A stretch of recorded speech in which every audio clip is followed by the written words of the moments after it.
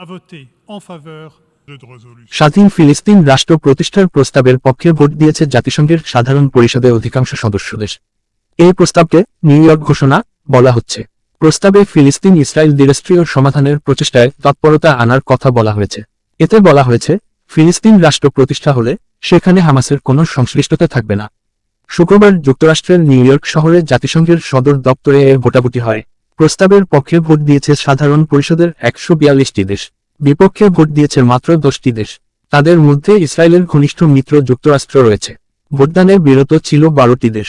সাধারণ পরিষদে প্রস্তাবটি উত্থাপন করেছিল ফ্রান্স ও সৌদি আরব।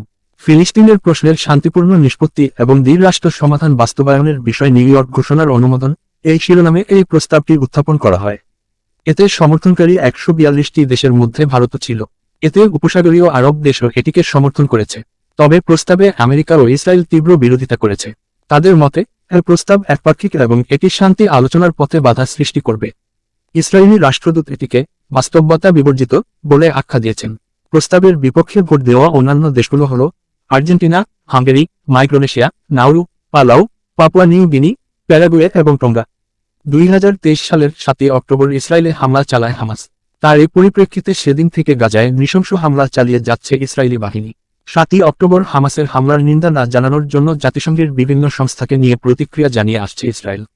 তবে গতকাল উত্থাপন করা প্রস্তাবে স্পষ্টভাবে হামাসের নিন্দা জানানো হয় এবং অস্ত্র সমর্পণ করতে বলা হয়।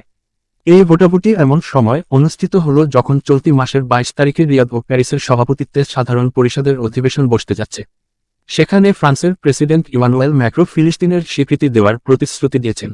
বর্তমানে সাধারণ পরিষদের 193টি দেশের মধ্যে 149টি দেশই ফিলিস্তিন রাষ্ট্রের স্বীকৃতি দেয়।